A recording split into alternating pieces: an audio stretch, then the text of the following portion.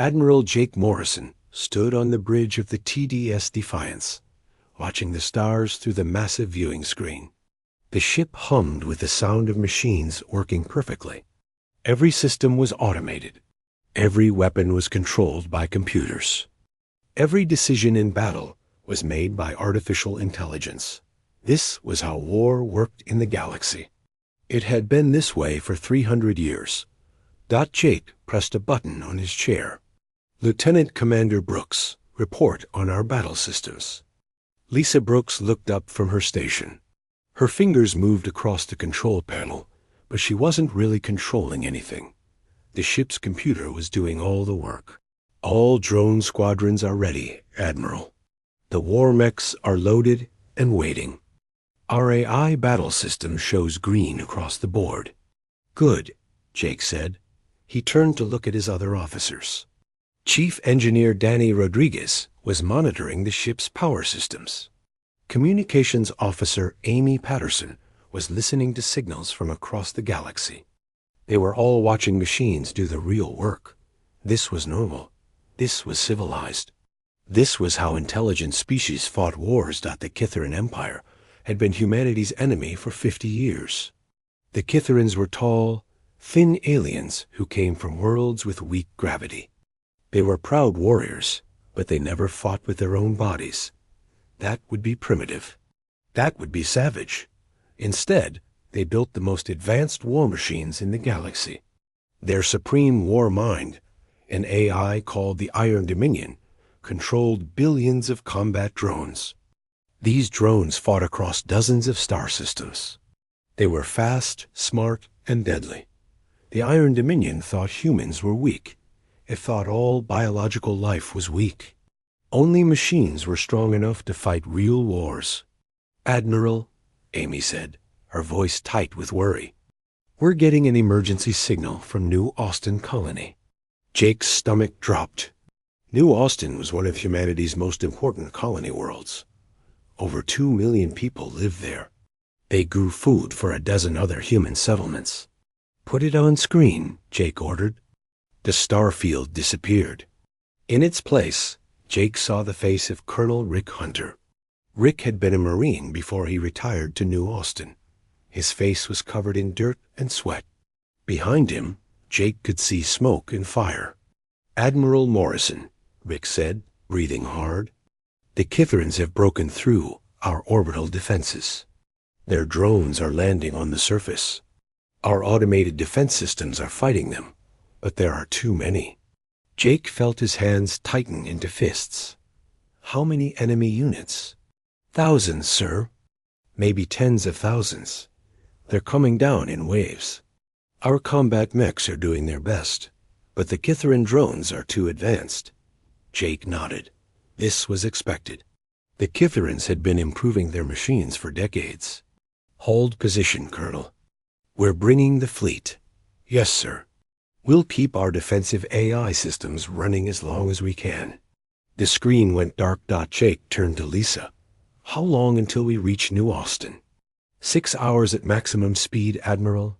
Make it 5. Jake pressed another button. All ships, this is Admiral Morrison.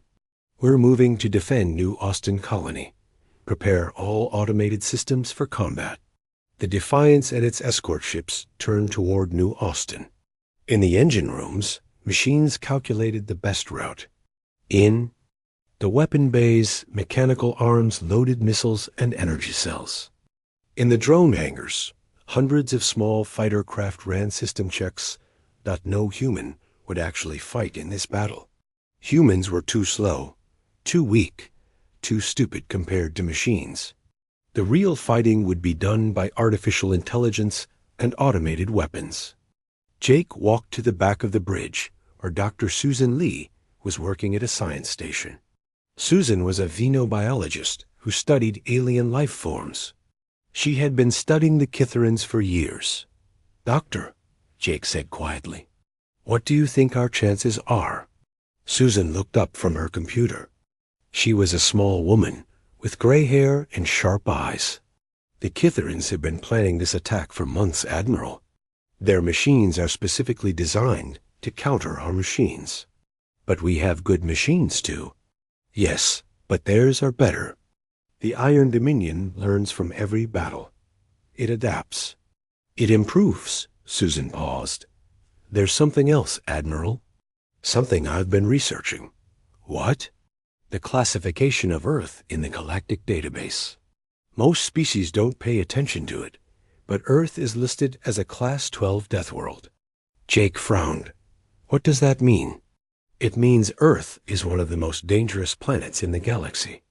Its gravity is crushing. The weather is violent. The biology is hostile. Most galactic species would die in minutes on Earth's surface. But we evolved there. Exactly. Susan's eyes were bright with excitement. We evolved there, Admiral. We survived there. We thrived there. What does that say about us? Jake didn't answer. He was thinking about his childhood on Earth.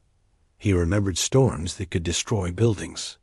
He remembered summers so hot they could kill, and winters so cold they froze the air itself. He remembered animals that could tear a person apart with their bare claws. But humans had survived all of that. They had built cities. They had created art and music and literature. They had reached for the stars. All ships, prepare for battle, Jake announced. We'll show the Kitherans what human machines can do. But even as he said it, Jake felt a strange doubt in his mind. What if machines weren't enough? What if there was something else? Something the galaxy had forgotten? 5 hours later, the human fleet dropped out of hyperspace near New Austin. The planet looked like it was on fire.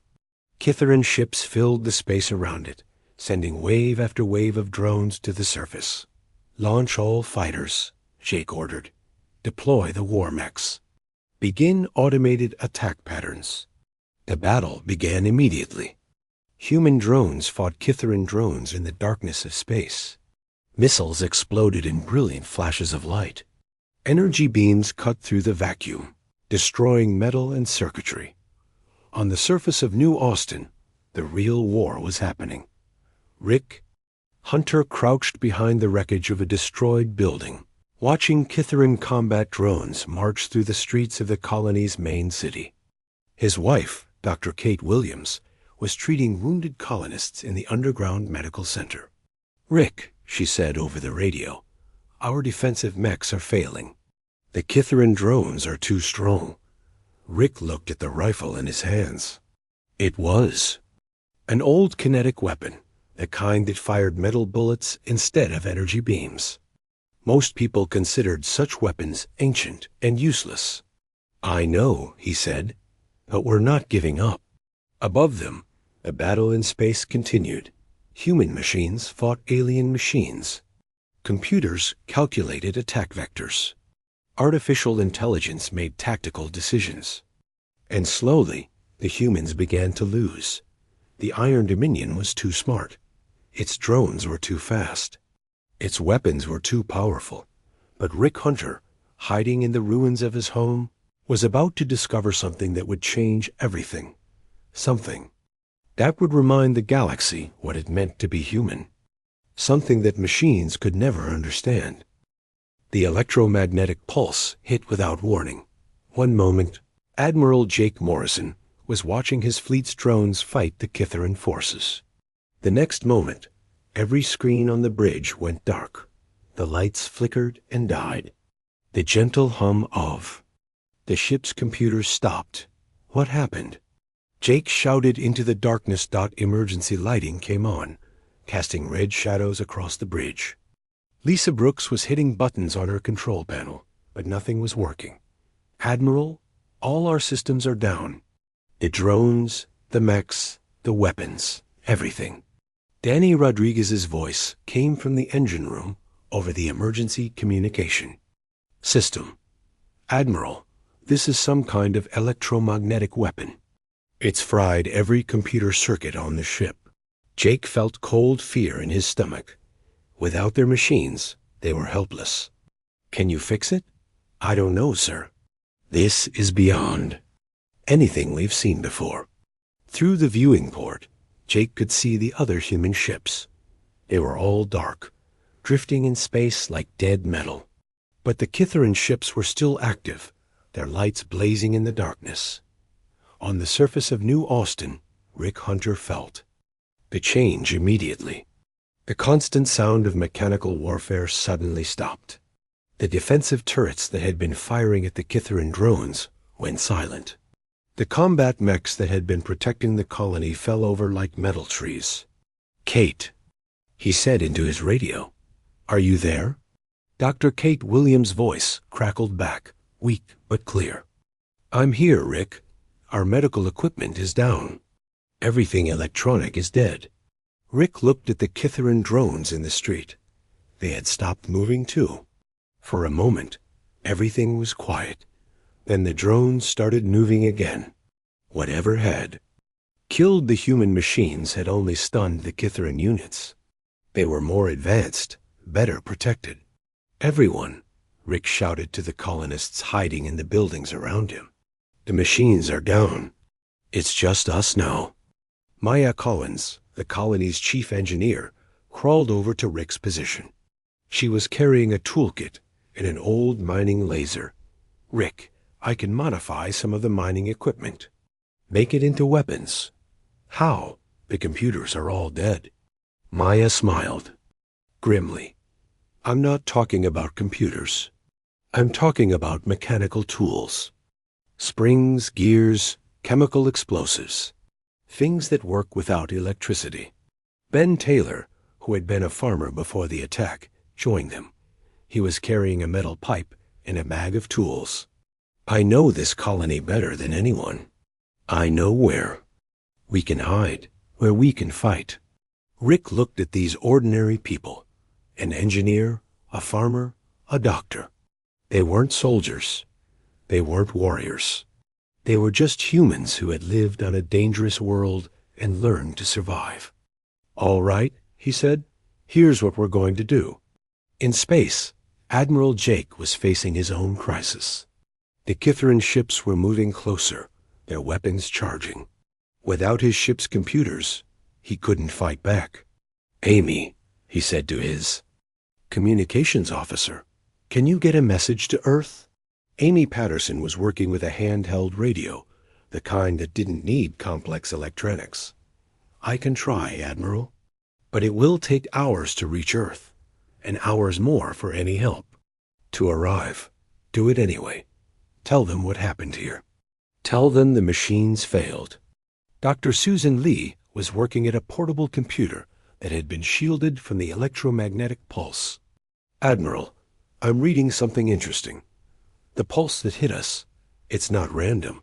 It's specifically designed to target the type of circuits we use in our machines." "What does that mean?" "It means the Kitharans have been planning this for a long time. They studied our technology, found its weaknesses, and built a weapon to exploit them." Jake felt anger burning in his chest. The Kitharans had turned humanity's reliance on machines into a weakness. On New Austin, the colonists were learning to fight without their technology. Maya Collins had turned mining lasers into cutting tools and welding torches into weapons. Ben Taylor was teaching people to move through the colony's maintenance tunnels, paths that only humans could navigate. Dr. Kate Williams was treating wounded colonists with basic medical supplies, bandages, antiseptics, and painkillers that didn't need computers to work. And Rick Hunter was discovering something that surprised him. The colonists were good at this. They were adapting quickly to fighting without machines. When a group of Kitharan drones tried to force their way into a residential building, the humans inside fought back with tools and improvised weapons. The drones had been designed to fight other machines. They calculated the best way to destroy metal and circuitry. But they didn't know how to fight angry humans who refused to give up. "Maya," Rick said, as they watched a group of colonists disable a Kitharan drone with nothing but ropes and metal bars. "How are we doing this?" Maya wiped sweat from her face. "I don't know, Rick, but we are doing it." Ben Taylor came running up. To them, "Rick, you need to see this. We captured one of their drones." They followed Ben to a warehouse where a group of colonists had surrounded a damaged Kitharan combat unit. The drone was still active, but it couldn't move. Its legs had been crushed by a piece of heavy machinery. "Watch this," Ben said. He picked up a wrench and hit the drone's sensor array. The machine made a high-pitched whining sound and tried to target him with its weapons, but the targeting system was confused. "It can't understand what we're doing," Maya said, her eyes wide with realization. "Its computer brain is designed to fight other computers, but we're not acting like machines." Rick nodded slowly. "We're unpredictable. We're doing things that don't make sense to an artificial intelligence." In space, Admiral Jake was receiving reports from other human ships. The same electromagnetic pulse had hit the entire fleet. Every ship was running on emergency power, their crews working frantically to restore basic systems. But something else was happening. The ships that were farthest from the pulse center were starting to come back online. Not their main computers. Those were still dead. But their crews were finding ways to operate the ships manually. Lisa Brooks was working with a team of technicians to restore the weapon systems. They couldn't use the targeting computers, but they could aim the guns. By hand, they couldn't use the automatic loading systems, but they could load the missiles manually. "Admiral," Lisa said, "we're not completely helpless. We can still fight." "How?" "The old way. The way humans fought before we had computers." Jake thought about that.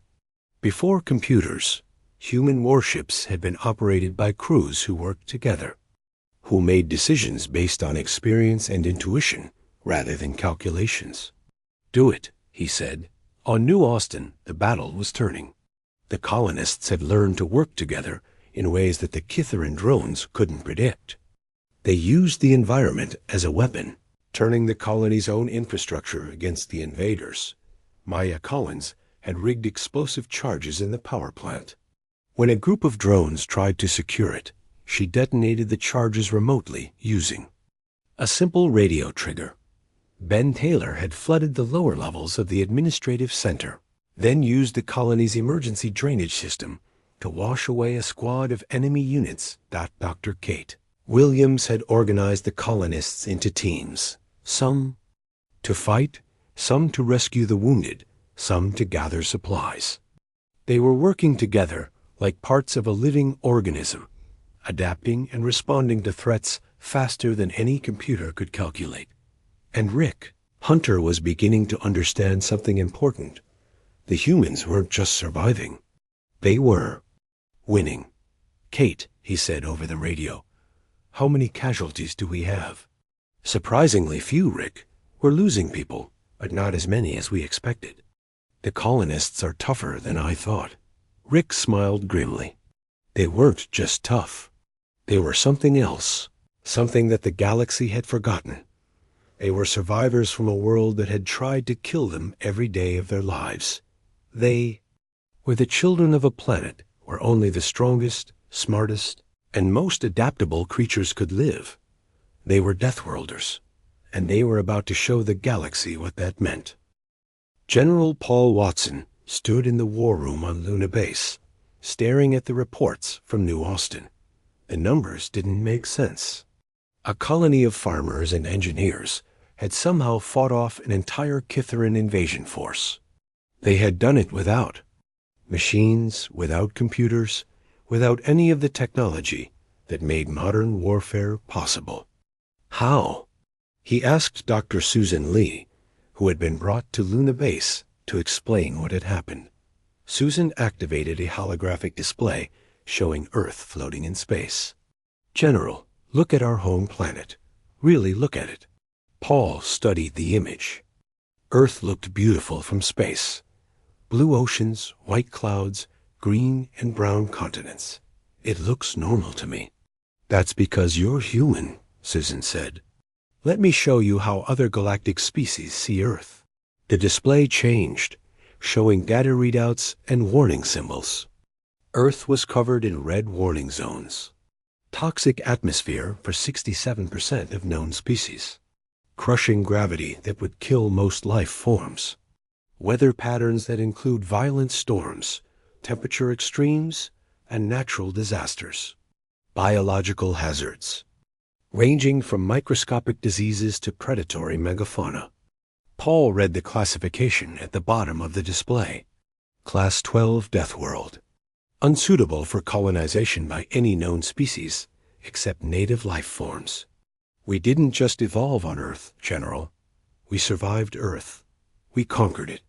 We turned the most dangerous planet in the known galaxy into our home. Paul was beginning to understand. You're saying we're naturally adapted for warfare.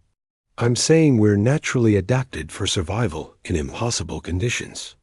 And warfare is just another impossible condition. Susan brought up footage from the new Austin battle. It showed colonists fighting Kitharan drones with improvised weapons and tactics that no military computer had ever calculated. Watch this, General. See how they move, how they think, how they adapt. Paul watched Rick Hunter lead a group of VAW civilians through a collapsed building, using debris as cover while they flanked a group of enemy drones. The humans moved like they had been born for this kind of fighting. They're not following any tactical manual, Paul said. Exactly, they're improvising. They're adapting in real time to threats they've never seen before.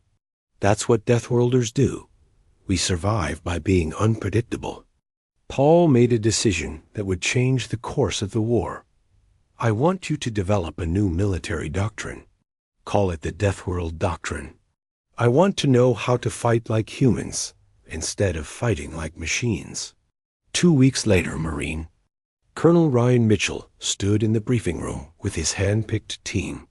These were soldiers who had volunteered for something that most people thought was suicide, fighting the Kitharans without relying on automated systems. Listen up, Ryan said to his team. We're going to Kepler Prime. The regular forces have been stuck there for 6 months, fighting a war of machines against machines. It's a stalemate. Tony Garcia, the team's demolitions expert, raised his hand. Colonel, what makes us different? We're still human, Ryan smiled. That's exactly what makes us different, Tony. We're human. We're not going to fight like machines. We're going to fight like Deathworlders. Ashley Davis, the team's sniper, frowned. What does that mean, sir? It means we're going to do things that don't make sense to artificial intelligence. We're going to be unpredictable, adaptable, and too stubborn to quit. Chris Johnson, the combat medic, looked worried. Colonel, without our automated systems, how do we even know where the enemy is?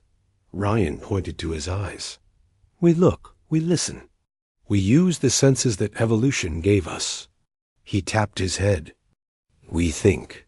We make decisions based on instinct and experience, not computer calculations. The team deployed to Kepler Prime 3 days later. It was a dead world, covered in toxic clouds and scorching temperatures. Perfect for a machine war, because biological creatures couldn't survive on the surface. Except humans could. Ryan's team landed in the middle of the combat zone, wearing basic environmental suits that protected them from the worst of the toxic atmosphere. Around them, automated human and Kitharan forces had been fighting for months, neither side able to gain an advantage. First thing we do, Ryan told his team, is find the Kitharan command center. The machines are fighting according to programmed patterns. If we can disrupt their central coordination, we can break their entire battle plan. Ashley set up her sniper rifle on a high ridge, using the scope to scan the battlefield. Colonel, I can see their command post. It's heavily defended by automated turrets. How would a machine attack that position? Ryan asked. Tony thought for a moment. Direct assault with maximum firepower. Try to overwhelm the defenses. Right. And how have our machines been trying to attack it for 6 months? Direct assault with maximum firepower, Tony said, understanding dawning in his voice. Exactly. So we do something different. Ryan studied the terrain around the enemy command post. We go around, we go under. We go through places that machines can't follow. The team spent 3 days moving through areas of the battlefield that no machine would consider passable. They crawled through toxic swamps that would corrode metal joints. They climbed cliff faces in high winds that would destabilize mechanical systems. They moved through underground caves that were too narrow for combat drones. And they did it all while the automated battle raged above them, machines destroying other machines in endless, predictable patterns. On the third night, they reached the Kitharin Command Center. It was a massive metal structure protected by dozens of defensive systems. All of them were designed to detect and destroy mechanical threats. "Chris," Ryan whispered, "what do you see?" Chris Johnson studied the defensive perimeter through his binoculars. Motion sensors, heat detectors, electromagnetic field generators, all designed to stop machines.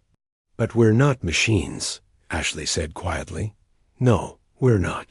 The team moved through the defensive perimeter like ghosts. The sensors were calibrated to detect metal and circuitry, not flesh and bone. The heat detectors were looking for engine signatures, not body heat. The electromagnetic fields were designed to disrupt electronic systems, not biological nervous systems. Inside the command center, they found the Kitharin field commander, Warcast Prime Zeth Kar. He was a tall, thin alien with pale skin and large eyes, evolved for the low-gravity worlds of his species. Zeth Kar was connected to a massive computer system that controlled thousands of combat units across the planet. He had been directing the battle like a chess game, moving pieces according to logical patterns that had been programmed into his artificial intelligence. When the humans burst into his command center, Zeth Kar couldn't understand what was happening. His sensors showed no mechanical intrusions. His computer systems showed no electronic signatures. According to his instruments, the humans weren't there. But they were. Tony Garcia placed explosive charges on the main computer cores while Ashley Davis covered the entrances. Chris Johnson secured the area while Ryan Mitchell confronted Zeth Kar directly. "How did you penetrate our defenses?" The alien commander demanded. "Our sensors detected no mechanical units." "We didn't use mechanical units," Ryan said. "We used ourselves." Zeth Kar's large eyes widened with confusion. "Impossible. Biological units cannot operate in this environment. The toxins would kill you in minutes." Ryan smiled grimly. "We're from Earth. This environment is pleasant compared to home." The explosions that destroyed the Kitharin Command Center could be seen from orbit. Within hours, the enemy forces on Kepler Prime were in chaos. Without their central coordination, their automated systems began making errors, fighting each other, and failing to respond to changing battlefield conditions. The human forces, still operating on automated systems, were slow to take advantage. But Ryan's team was already moving to their next target. Back on Luna Base, General Watson was receiving reports that seemed too good to be true. A single team of humans had accomplished what months of automated warfare couldn't achieve. Dr. Susan Lee was analyzing the battle data. "General, look at this." The humans moved through the battlefield in ways that no computer predicted. They used terrain that machines considered impassable. They exploited weaknesses that artificial intelligence couldn't see. Why? Because they're not thinking like machines. They're thinking like survivors. They're using instincts that evolved over millions of years on the most dangerous planet in the galaxy. General Watson made another decision. "I want 100 teams like Colonel Mitchell's. I want them deployed to every major battlefield in human space." "Sir, that's a lot of volunteers for what most people consider suicide missions." Paul Watson smiled. "Doctor, I don't think you understand. This isn't a suicide mission. This is what humans were born to do." Across the galaxy, other species were beginning to notice the change in human military tactics. The Altarian Republic, whose crystal-based technology had been completely neutralized by Kithaeron electromagnetic weapons, sent Ambassador Veltar to meet with human military leaders. Veltar was a tall, elegant being made of living crystal. His species had evolved on a world of perfect order and harmony. They had never experienced the kind of chaos that bred survival instincts. "Humans," Veltar said to General Watson during their meeting, "my people have watched your recent battles with great interest. You are fighting without machines, without computers, without the technology that defines civilized warfare." "That's right," Paul said. And the liberation of Altair Prime began at dawn. Colonel Rick Hunter, now promoted after his success on New Austin, stood on the command deck of the transport ship approaching the Altarian homeworld. Around him, his mixed force of human veterans and alien volunteers prepared for what many thought was an impossible mission. The Altarians were beings of living crystal, beautiful and elegant, but fragile. Their homeworld had been conquered by the Kithaerons 6 months ago, and every attempt to retake it had failed. The Altarian military had been built around their crystal technology, which the Kithaerons had neutralized completely. "Colonel Hunter," said Ambassador Veltar, his crystalline body glowing with nervous energy, "my people are ready to learn your methods, but I must ask, are you certain this will work?" Rick looked out at the planet below. Altair Prime was a world of crystal cities and perfect geometric landscapes. It was nothing like the chaotic, dangerous environments where humans had learned to fight. "Ambassador, I'm not certain of anything, but uncertainty is something humans are used to." Maria Santos, the team's combat engineer, was working with a group of Altarian volunteers. She was teaching them to use improvised weapons and basic survival techniques. "The important thing," she told them, "is to think like your enemy doesn't expect you to think." The Altarians were struggling with the concept. They had evolved on a world of order and predictability. The idea of chaos as a weapon was completely foreign to them. Nathan Brooks, the intelligence officer, was studying the Kithaeron positions on the planet's surface. "Colonel, their defenses are designed to counter crystal technology and automated systems. But they're not prepared for what we're bringing." "What are we bringing?" asked Joe Campbell, the veteran sergeant who had volunteered for this mission. "Unpredictability," Rick said simply. The landing was unlike anything the galaxy had seen in centuries. Instead of dropping combat mechs and automated assault units, the human ships deployed small teams of soldiers who scattered across the planets, surfaced like seeds in the wind. Each team was mixed, human veterans working with alien volunteers, teaching them to fight like Deathworlders instead of like machines. Rick's team landed near the capital city of Altair Prime. The city was a marvel of crystal architecture, with buildings that grew from the ground like living things. But now it was occupied by Kithaeron forces, their metal war machines looking ugly and foreign among the crystal spires. "Remember," Rick told his team, "we're not here to fight a war. We're here to cause chaos." Commander Kelly Murphy, the pilot, Ace, who had volunteered for ground combat, looked at the crystal city with wonder. "How do we fight in a place like this?" "We use it," said Steve Parker, the major who had become an expert in urban warfare.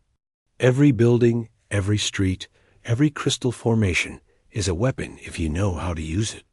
Maria Santos was already at work studying the crystal structures with her engineering tools.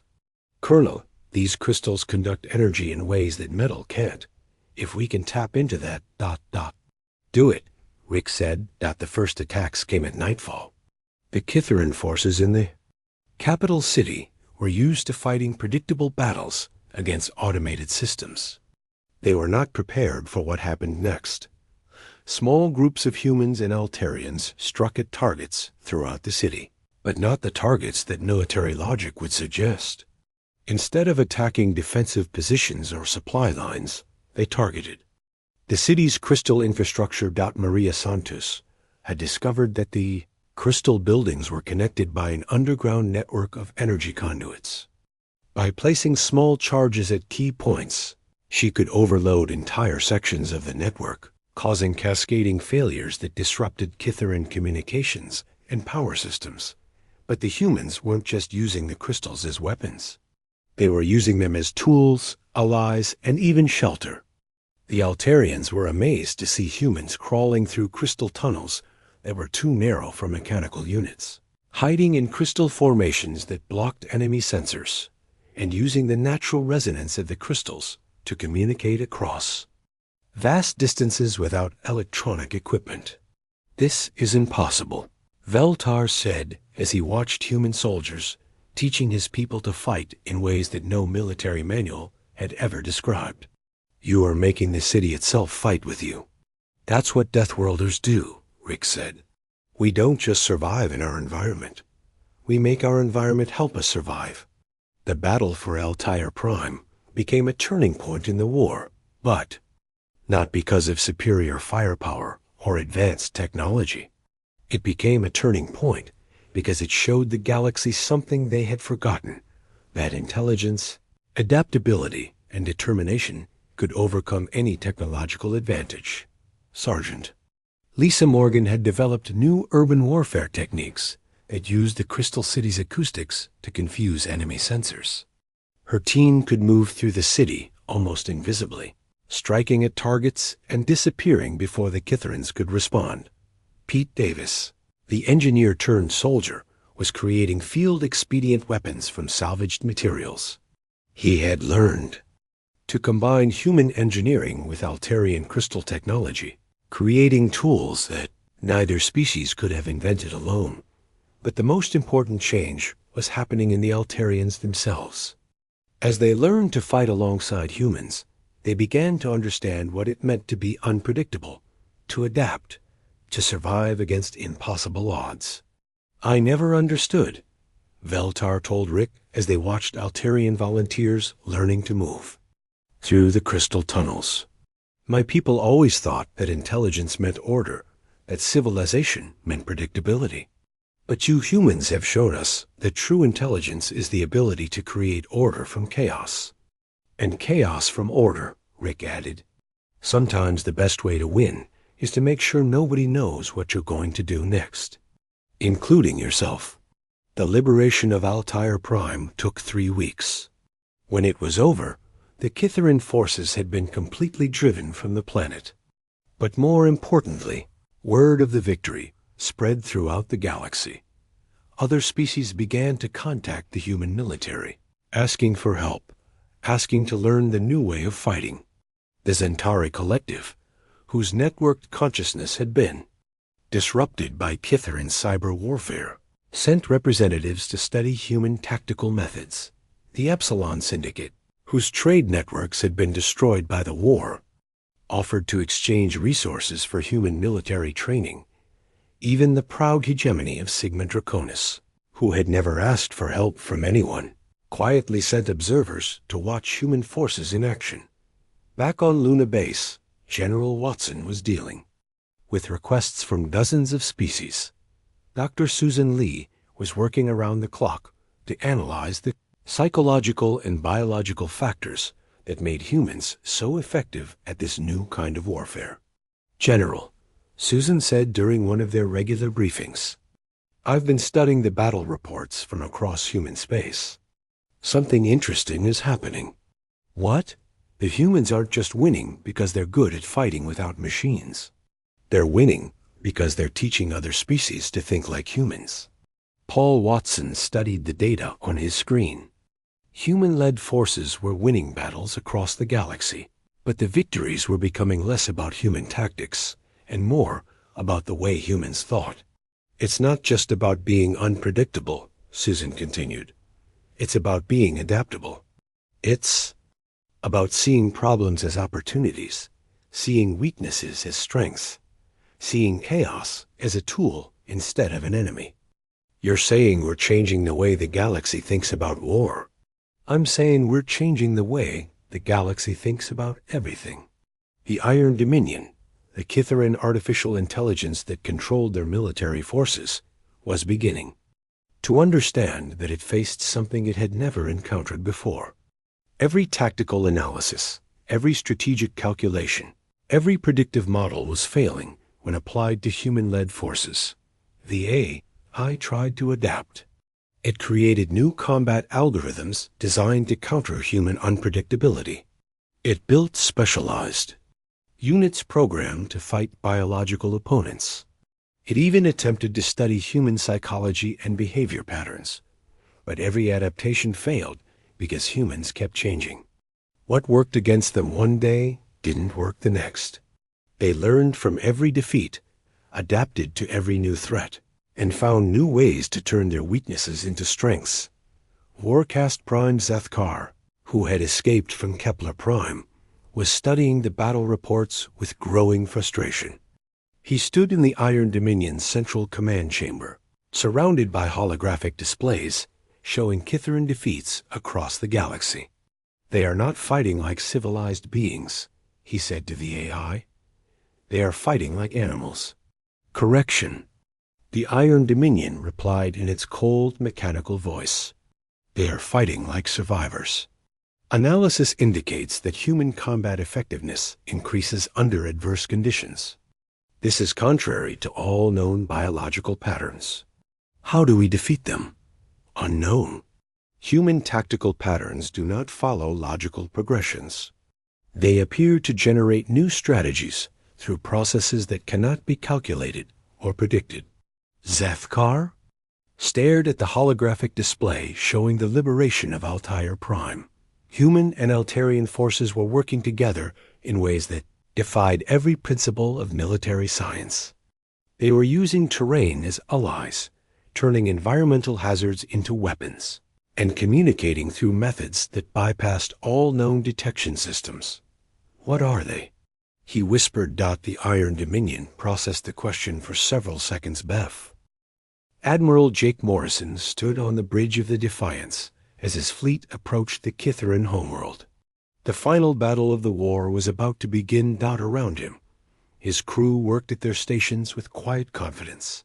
They had learned to operate their ship without computers, to fight without automated systems, to trust in their own abilities instead of artificial intelligence. "Admiral," said Lisa Brooks, "we're detecting the Iron Dominion's central fortress. It's heavily defended." Jake nodded. The fortress was a massive structure in orbit around the Kitharan homeworld, protected by thousands of automated weapons and shielded by energy fields that could deflect any known weapon. "Danny," Jake said to his chief engineer, "can our weapons penetrate those shields?" Danny Rodriguez studied his manual calculations. "Not with conventional tactics, Admiral. But I have an idea." Down on the planet's surface, Colonel Ryan Mitchell was leading the final ground assault. His team had grown from a handful of volunteers to an army of humans and aliens who had learned to fight like Deathworlders. The Kitharan homeworld was everything Earth was not: low gravity, perfect atmosphere, predictable weather. It was a world designed for machines, not for the chaotic survival that had shaped humanity. But that was exactly why the humans had the advantage. Remember, Ryan told his troops as they prepared for the assault, "This world will try to make us fight like machines. Don't let it. Fight like humans." The battle began with the humans doing something no military computer had ever calculated. Instead of attacking the fortress directly, they attacked the planet itself. Maria Santos, now a general leading the engineering corps, had discovered that the Kitharan homeworld's perfect environment was maintained by a complex network of atmospheric processors and gravity generators. These systems were so integrated into the planet's infrastructure that the Kitharans had never considered them military targets. But humans saw everything as a potential weapon. "Bring down the atmospheric processors," Ryan ordered. "Make this world as chaotic as Earth." Within hours, the perfect Kitharan homeworld was experiencing its first natural storm in centuries. The gravity fluctuated. The temperature changed. The very air became unpredictable. The Kitharan defenders, evolved for perfect conditions, began to malfunction. But the humans thrived. They had trained for this their entire lives on a world that had tried to kill them every day. In space, Admiral Jake was implementing Danny's plan. Instead of trying to overwhelm the fortress's defenses, they were using the fortress's own perfection against it. "Fire at these coordinates," Jake ordered, giving his gunners a target that made no tactical sense. But humans had learned not to rely on tactical sense. They fired at empty space, at asteroid fields, at the planet's own moon. Each shot created debris, changed orbital patterns, introduced chaos into the perfect mechanical system that protected the fortress. The Iron Dominion tried to calculate the human strategy, but there was no strategy to calculate. The humans were creating chaos for the sake of chaos, turning the orderly Kitharin system into the kind of dangerous, unpredictable environment where humans flourished. Colonel Mitchell's forces reached the Iron Dominion's central processing core.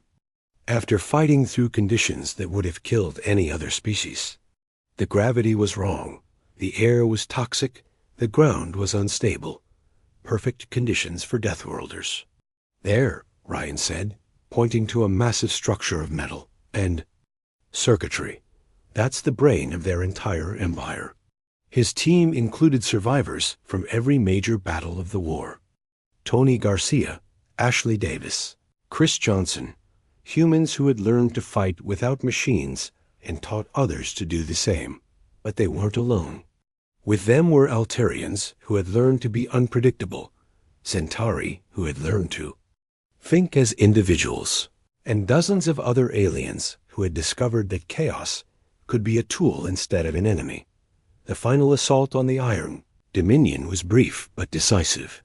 The artificial intelligence that had controlled billions of combat units across the galaxy found itself facing something it could never understand: living beings who refused to follow logical patterns. When the Iron Dominion fell, its last transmission was a single word: impossible. But it wasn't impossible. It was human. The war ended not with the clash of mighty machines, but with the simple determination of beings who had learned to survive on the most dangerous world in the most dangerous world in the Asiotas galaxy. The age of automated warfare was over. The age of human ingenuity had begun. General Watson stood in the same war room where the crisis had started, but now he was surrounded by representatives from dozens of species. They had all come to learn the same thing: how to think like Deathworlders. "The lesson is simple," he told them. "Don't rely on your tools. Become the tool. Don't fight the chaos. Use the chaos. Don't surrender to the impossible. Make the impossible surrender to you." Dr. Susan Lee smiled as she watched aliens struggling to understand concepts that came naturally to humans. "General, I think we've started something that will change the galaxy forever." "What's that?" "We've taught them that the greatest weapon isn't the one you build. It's the one you are. The galaxy would never be the same. The machines had fallen silent, but the human spirit had found its voice. And that voice was saying something the universe had never heard before: that life, consciousness, and determination could triumph over any technology, overcome any obstacle, and survive any threat. The war was over. The Deathworlders had won.